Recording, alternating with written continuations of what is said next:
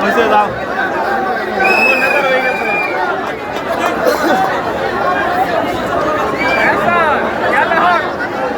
আসাদুল ইসলাম ডাঙরিয়া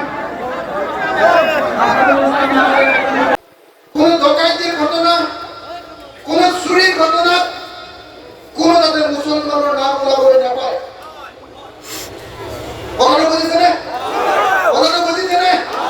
বুঝেছে? এই দায়িত্ব আপনাকে লব লাগিব, আপনাকে দায়িত্ব লব লাগিব যাতে আপোনালোকৰ ল'ৰা ছোৱালীবিলাকে 18 বছৰ হোৱাৰ আগতে 18 বছৰ হোৱাৰ আগতে কোনেও যাতে বিয়া পাতিবলৈ আগবাঢ়ি যায়। হয়নে? বাংলাত এটা কথা আছে, যত দোষ নন্দ ঘোষ। হয়নে নহয়? পৃথিৱীত যোনে যি বেয়া কাম নকৰক লাগিলে বিজেপি চৰকাৰ থকালৈকে সব দুখৰ মালিক আপোনালোক। হয়নে নহয়?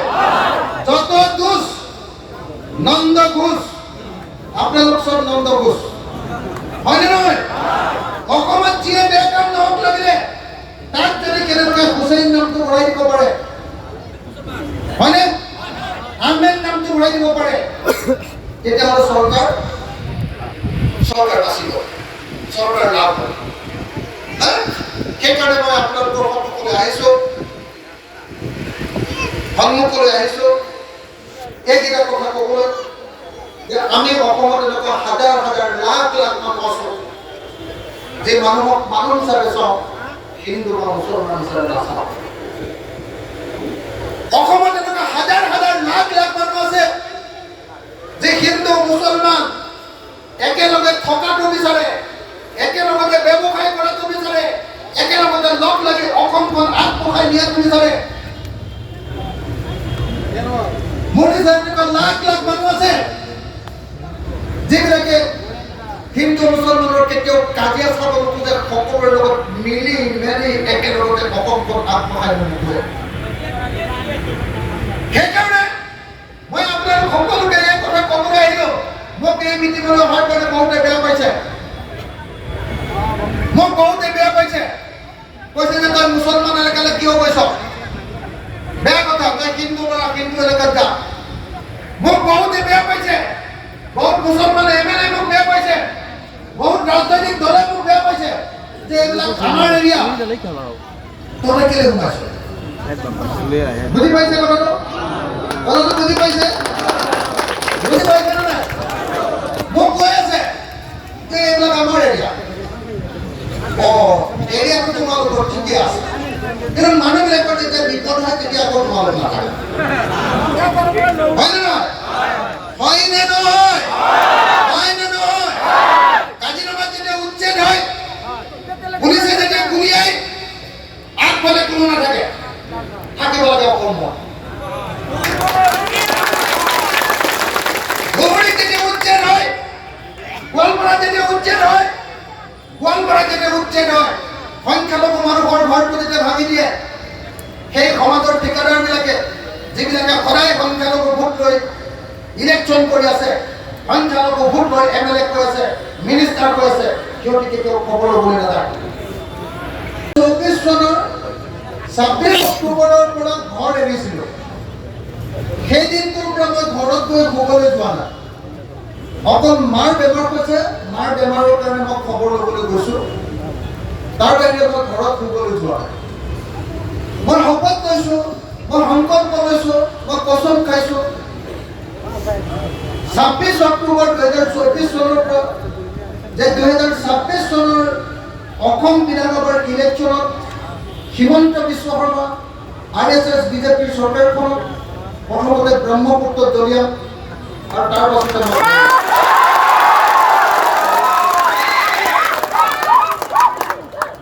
মই নিজে দেখিছোঁ, হিন্দুৱে হওক, মুছলমানেই হওক, খ্ৰীষ্টানেই হওক, জৈনেই হওক, বাঙালী বাকী মানুহেই হওক বা হিন্দী বাকী মানুহেই হওক, সব মানুহবিলাকে এইবাৰ 2026 চনত বিজেপিক ব্ৰহ্মপুত্ৰত দলিয়াই পেলাব খোজে। কেলে দলিয়াই পেলাব খোজে? তাৰ কাৰণটো বস্তুৰ সাংঘাতিক দাম বাঢ়িছে। এটা মুৰ্গীৰ ডিম এই চৰকাৰ অহাৰ আগলৈকে 2 টকাত কিনি খাইছিলোঁ, 2 টকা। এতিয়া এটা মুৰ্গীৰ ডিম 8 টকা, 9 টকা, ক'ৰবাত 10 টকালৈকে পাইছে। হয়নে নহয়? হয়নে নহয়? 1 কেজি লৱণ, 1 কেজি নিমখ, 1 কেজি চল্ট নিমখ কিনি খাইছিলোঁ 2 টকা। এতিয়া 10 টকা যিটো নিমখ পায় সেইটো একেবাৰে বেয়াটো, হয়নে নহয়? 15 টকা, 20 টকা। হিন্দুৰ কাৰণেও দাম বাঢ়িছে, মুছলমানৰ কাৰণেও বাঢ়িছে, খ্ৰীষ্টানৰ কাৰণেও দাম বাঢ়িছে, জৈনৰ কাৰণেও দাম বাঢ়িছে। মই মাজে মাজে হিমন্ত বিশ্ব শৰ্মা বিৰাজত কওঁ যে আপুনি ইমান হিন্দু ভাল পায়, মই হিন্দু হয়, আপুনি মুছলমান মানুহবিলাকৰ কাৰণে 1 লিটাৰ পেট্ৰলৰ দাম 100 টকা কৰি দিয়ক, তেওঁলোক মৰি যাওক। কিন্তু মই হিন্দু, মোক 20 টকাত দিয়ক না। কথাটো বুজি পাইছেনে? বস্তুৰ মূল্য বৃদ্ধি সকলোৰে কাৰণে সমান।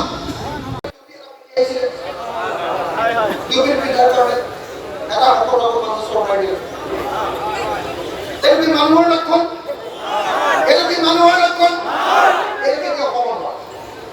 আমি ধৰ্ম কাৰ কি হয় এইটো পিছৰ কথা।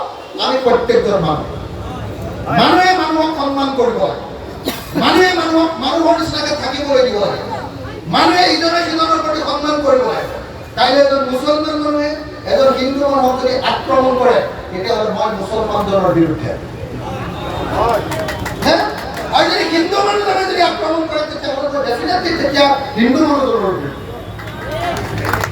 কথাটো কৈছে যে ধৰ্মৰ কথা নাই, খালি চন এটা আছে, 71 চন। যদি 71 চনৰ আগত আহিছে তেতিয়াহ'লে তেওঁ অসমৰ বাসিন্দা, তেওঁ অসমৰ সন্মান সহকাৰে থাকিবলৈ পাব লাগে। থাকিবলৈ পাব লাগিব মানে মাটি টুকুৰা পাব লাগিব, থাকিবলৈ পাব লাগিব মানে তেওঁ ল'ৰা ছোৱালীকেইটা স্কুললৈ আটাইতকৈ বেয়া। মোৰতো এনেকুৱা লাগি আছে এইকেইদিন যে কি কৰোঁ, এই চব ঝামেলাত থাকোঁ নে নাথাকোঁ, এনেকুৱা লাগি আছে। যদি ইলেকশ্যন এটা জিকাবৰ কাৰণে বা ইলেকশ্যন এটা জিকিবৰ কাৰণে যদি চৰকাৰখনে মানুহৰ মাজত সংঘাত লগাব খোজে, ককাই ভাইৰ মাজত, হিন্দু আৰু মুছলমানৰ মাজত, দাদা ভাইৰ মাজত, হিন্দু আৰু মুছলমানৰ মাজত যদি কাজিয়া লগাব খোজে তেতিয়াহ'লে সমাজখন কেনেকৈ সুস্থিৰ থাকে? সেইকাৰণে মই আপোনালোকৰ এই নগাঁৱৰ জুৰিয়া অঞ্চললৈ আহিলোঁ আৰু প্ৰথমতে মই আপোনালোক সকলোকে আবেদন জনাবলৈ আহিলোঁ, অনুৰোধ জনাব খুজিছোঁ যে আপোনালোক কোনেও এনেকুৱা কথা আৰু কাম নকৰিব যিটোৱে আমাৰ মাজত সংঘাত লগাব পাৰে, যিটোৱে আমাৰ হিন্দু আৰু মুছলমানৰ মাজত বেয়া ভাৱ আনিব পাৰে। সেই কাম মুছলমানেও কৰা উচিত নহয়, সেই কাম হিন্দুৱেও কৰা উচিত নহয়, সেই কাম সাধাৰণ মানুহে কৰা উচিত নহয়, সেই কাম চৰকাৰেও কৰা উচিত নহয়। হয়নে নহয় ৰাইজ? হয়নে নহয়? মোৰ মানে মন চন খুব বেয়া,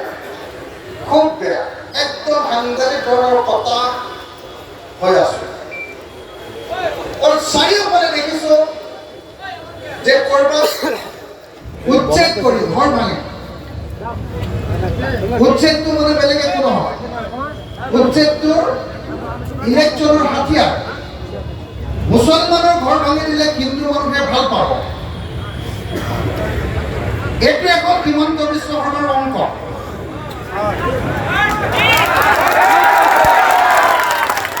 হয়নে নহয়? হয়নে নহয়? হয়নে নহয়?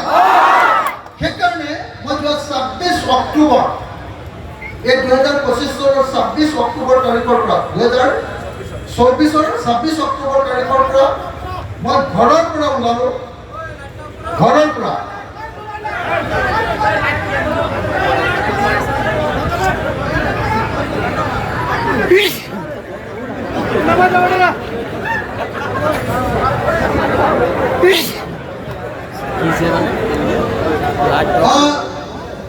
মই কৈ আছিলো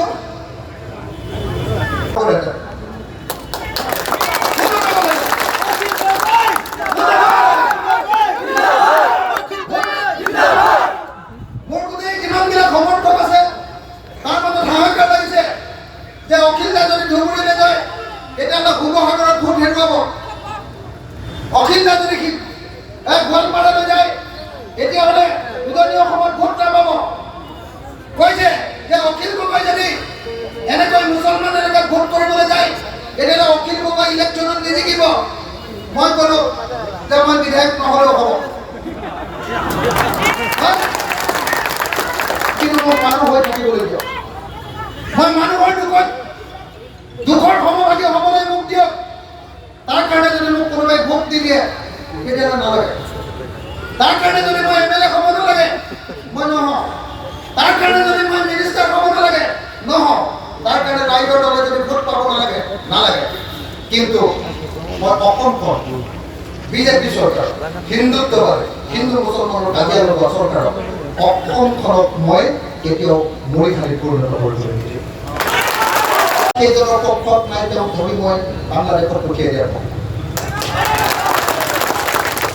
কিন্তু 71 চনৰ আগতে আহি ইয়াতে 3 পুৰুষ 4 পুৰুষ 5 পুৰুষ বসবাস কৰি আছে, তেওঁৰ মূৰত আছে কেৱল টুপি আৰু দাড়ি আৰু লঙি, সেইকাৰণেই তেওঁ বিদেশী। সেই বুলি যদি কয় তেতিয়াহ'লে মই তেওঁ কথাটো বুজি পাইছেনে? মোৰ কথাটো স্পষ্ট যে বিদেশী হিন্দু হওক মুছলমান হওক তেওঁ অসমৰ পৰা যাব লাগিব, যাব লাগিব নে নাই? 71 চনৰ পাছত যদি মুছলিম মানুহ কোনোবা আহিছে, প্ৰত্যেকজন মুছলিম মানুহ অসমৰ পৰা যদি 71 চনৰ পাছত আহিছে তেওঁ অসমৰ পৰা যাবই লাগিব। হিন্দু মানুহ যদি আহিছে তেওঁ যাব লাগিব, খ্ৰীষ্টান যদি আহিছে তেওঁ যাব লাগিব, ভগৱান যদি আহিছে তেওঁ যাব লাগিব, আল্লাহ যদি আহিছে তেওঁ যাব। হয়নে নহয়? আমি সকলোৱে বিদেশী যোৱাটো বিচাৰোঁ, কিন্তু বিদেশীৰ নামত আমাৰ দেশ কোনো উন্নতি শিক্ষা নাযায়। ৰাইজৰ দলৰ সপোন হৈছে আমি প্ৰত্যেকজন মানুহক প্ৰত্যেকটো পৰিয়ালক আমি স্বাৱলম্বী কৰিব লাগিব। স্বাৱলম্বী মানে বুজি পাইছে নহয়? নিজৰ ভৰিত নিজে থিয় হ'ব লাগিব আৰ্থিকভাৱে। আৰ্থিকভাৱে নিজৰ ভৰিত নিজে থিয় হ'ব হ'লে কি কৰিব লাগিব? চৰকাৰে আমাক কিছুমান কাম কৰি দিব লাগিব। বৰ্তমানৰ চৰকাৰে যদি কৰে ভাল কথা, কিন্তু বৰ্তমানৰ চৰকাৰে যদি নকৰে, ৰাইজে যদি ৰাইজৰ দলক সহযোগ কৰে, ৰাইজৰ দলক যদি ভোট দিয়ে অখিল গগৈ ৰাইজৰ দল, অখিল গগৈ ৰাইজৰ দল, অখিল গগৈ ৰাইজৰ দল। এই মাটিতে মাটিৰ কথা দিয়া হ'ব। এয়া হৈছে ৰাইজৰ দলৰ চিন্তা, এয়া হৈছে অখিল গগৈৰ চিন্তা। গতিকে মানুহক উচ্ছেদ কৰি ঘৰ ভাঙি দিয়াটো নিয়ম নহয়। নিয়ম আছে, যদি চৰকাৰৰ কিবা কাৰণৰ কিবা প্ৰজেক্ট বনাব, ৰাস্তা বনাব, কিবা বিল্ডিং বনাব, মাটিৰ প্ৰয়োজন আছে, সেই মাটিত মোৰ ঘৰ আছে, সেই মাটি ল'ব লাগে। চৰকাৰৰ আইন আছে, সেই আইন মোতাবিক মোক ক্ষতিপূৰণ দিব, মোৰ ঘৰৰ ক্ষতিপূৰণ দিব, মোৰ ঘৰৰ যাৱতীয় বস্তু বাহিনী ক্ষতিপূৰণ দিব। মই বেলেগ ঠাইত গৈ সেই পইচাৰে গৈ মই বেলেগ ঠাইত মাটি কিনি ঘৰ বনাম আৰু সেই তাতে মই থাকিম আৰু পৰা চৰকাৰে মাটি ল'ব। কিন্তু এনেই বিনা কাৰণত কোনো এটা বজাৰ মূল্য নিৰ্ধাৰণ কৰি দিয়া হ'ব। যেনেকৈ আজিৰ তাৰিখত ধানৰ দাম জানে নহয় আপোনালোকে? ধান কিমান চৰকাৰীভাৱে? চৰকাৰীভাৱে কিমান দাম ধানৰ? 2350 টকা। 2350 টকাৰ তলত যদি কোনোবা ধান বিক্ৰী কৰি আছে, এইটো ভুল কাম কৰি আছে। FCI দিলে চৰকাৰক দিলে 2350 টকা। কোনোবা ব্যৱসায়ীয়ে যদি লৈ আছে এইটো অন্যায় কৰি কিনি আছে। আমাৰ ৰাইজৰ দলে সিদ্ধান্ত হৈছে এইটো যে ৰাইজৰ দল যদি চৰকাৰত আহে আমি প্ৰত্যেকটো সামগ্ৰীৰে বজাৰ মূল্য নিৰ্ধাৰণ কৰি দিম। ইয়াৰ তলত যদি কোনোবাই কিনে আমি আইন পাছ কৰিম, আমি তেওঁক এৰেষ্ট কৰিম। আহ্বান দি আছোঁ।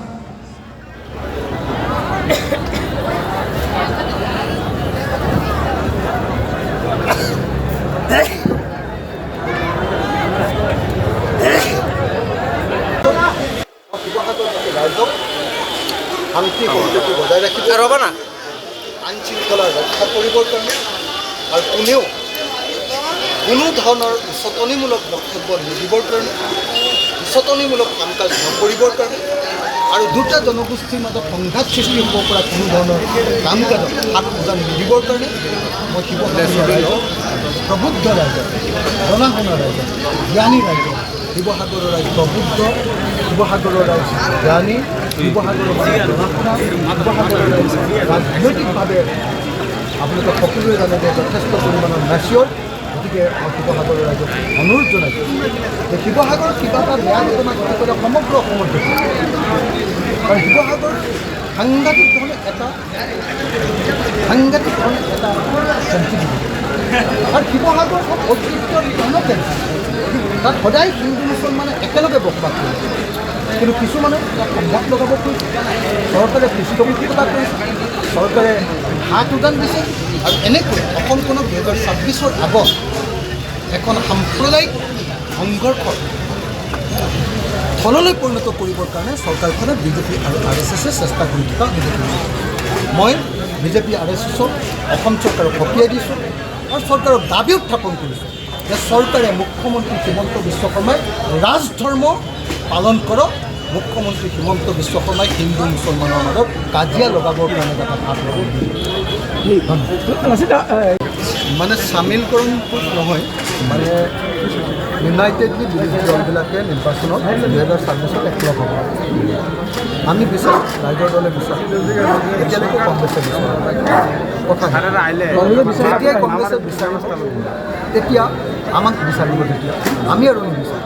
আমি যথেষ্ট দিন বিচাৰিব, সেইকাৰণে আমাৰ ৰাইজৰ দলে কোনোদিন আৰু কাৰো ৰাজনৈতিক দলৰ যোৱাৰত ইউনিটিৰ কাৰণে বিৰোধী ঐক্যমঞ্চৰ কাৰণে টুকৰ মাৰিবলৈ নাই। আমি দুৱাৰখন খোলা ৰাখি বিৰোধী একলগ হ'লে আমি ভাল পাম, আমি বিৰোধী একলগ হোৱাটো বিচাৰোঁ। আমাৰ দুৱাৰখন খোলা থাকিব, যদি কোনোবাই টুকৰ মাৰে তেতিয়াহ'লে আলহীক আমি বহুৱাম, আলহীৰ লগত কথা পাতিম আৰু কথা পাতি একেলগতে যাবলৈ চেষ্টা কৰিম। কিন্তু কোনো পধ্যে এতিয়া আৰু বাৰম্বাৰ কংগ্ৰেছক কৈ থকাৰ পাছত কংগ্ৰেছে গুৰুত্ব নিদিয়াৰ প্ৰেক্ষাপটত আমি আৰু কংগ্ৰেছক এনেকুৱা ধৰণে অনুৰোধ কৰিম। যিহেতু আপোনাৰ মোৰ কোনো ব্যক্তিগত মানুহ বা কোনো সংগঠনৰ বিষয়ে কোনো ক'বলগীয়া নাই। শিৱসাগৰত শান্তি শৃংখলা বিচাৰোঁ, শিৱসাগৰত একতা বিচাৰোঁ, শিৱসাগৰত সংঘাত নিবিচাৰোঁ, আমি সমৃদ্ধি বিচাৰোঁ। গতিকে শিৱসাগৰত কোনো ধৰণৰ কোনেও যাতে আইন শৃংখলা শাসক কোনো মুখ্যমন্ত্ৰী ইতিমধ্যে কৈছে আপোনাৰ যোনখিনি বেদখল মাটি খিলঞ্জীয়াই কৰিছে সেইখিনি বেদখল নহয়, কিন্তু মিয়াই যদি বেদখল কৰিছে সেয়া বেদখল কি কৰিব দিব? আপুনি মুখ্যমন্ত্ৰীক সুধিব, মুখ্যমন্ত্ৰী এজন সাম্প্ৰদায়িক মানুহ, গতিকে সাম্প্ৰদায়িক মানুহৰ বক্তব্য উত্তৰ দি থাকিলে তেওঁ আৰু বেছি সাম্প্ৰদায়িক কৰাৰ সুযোগ লয় আৰু বেলেগ নাই। বিৰোধী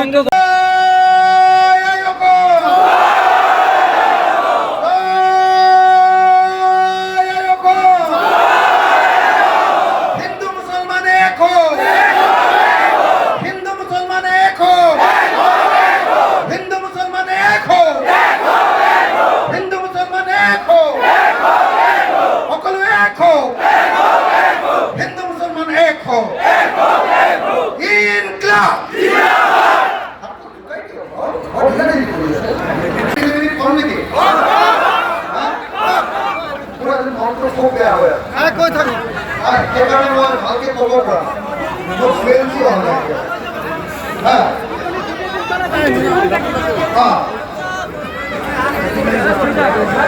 মই একেলগতে দুটা কথা কওঁ দেই।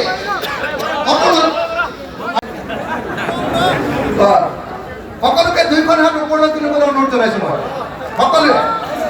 এনেকৈ নহয়, এনেকৈ হ'লে কংগ্ৰেছ হৈ যাব, এনেকৈ কৰক, এনেকৈ মানে সংগ্ৰাম এনেকৈ দুইখনত কাম কৰক, এনেকৈ হ'লে কংগ্ৰেছ লাগি যাব।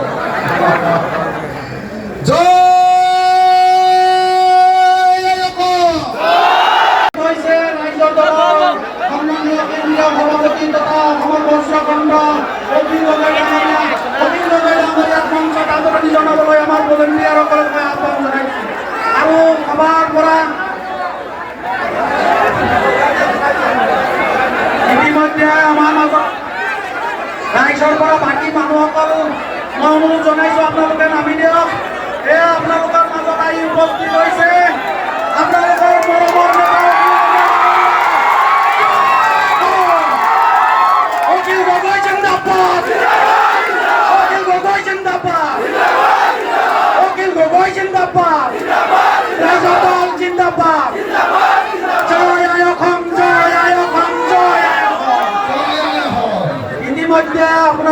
মৰমৰ নেতা সকলোৰে শ্ৰদ্ধাৰ ৰাইজৰ দলৰ কেন্দ্ৰীয় সভাপতি সিংহপুৰুষ বজ্ৰকণ্ড উকিল গগৈ ডাঙৰীয়া আপোনালোকৰ মাজত ইতিমধ্যে আহি উপস্থিত হৈছে। মই আমাৰ দলৰ কেন্দ্ৰীয় সভাপতি অসমৰ বজ্ৰকণ্ড উকিল গগৈ ডাঙৰীয়া আমাৰ ৰেহাবতীক মই আদৰণি জনাবলৈ এখনি ফুলাম গামোচা আৰু জাপিৰে আদৰণি জনাবলৈ ৰেহান বাইক মই অনুৰোধ জনাইছোঁ। এয়া যুৱ নেতা ৰেহানে আদৰণি জনাইছে কেন্দ্ৰীয় সভাপতি অখিল গগৈ ডাঙৰীয়া। জয় অসম, জয় অসম। ইতিমধ্যে আপোনালোকৰ প্ৰিয় নেতা আপোনালোকৰ মাজত আহি উপস্থিত হৈছে। মই এই সভাত আহি উপস্থিত হোৱা ৰাইজৰ দলৰ কেন্দ্ৰীয় মুখপাত্ৰ আপোনালোকৰ যুৱ নেতা সমষ্টিৰ অতি জনপ্ৰিয় নেতা মেহবুব মুক্তা ডাঙৰীয়াক এখনি ফুলাম গামোচাৰে আদৰণি জনাবলৈ মই ৰাইজৰ দলৰ সমষ্টি কমিটিৰ নেতাসকলক অনুৰোধ জনাইছোঁ। সকলোকে দুইখন হাত ওপৰলৈ তুলিবলৈ অনুৰোধ জনাইছোঁ মই সকলোৱে। এনেকে নহয়, এনেকে হ'লে কংগ্ৰেছ হৈ যাব, এনেকে কৰক। এনেকে মানে সংগ্ৰাম এনেকে দুইখনত কাম কৰক। এনেকে হ'লে কংগ্ৰেছ লাগি যাব। জয়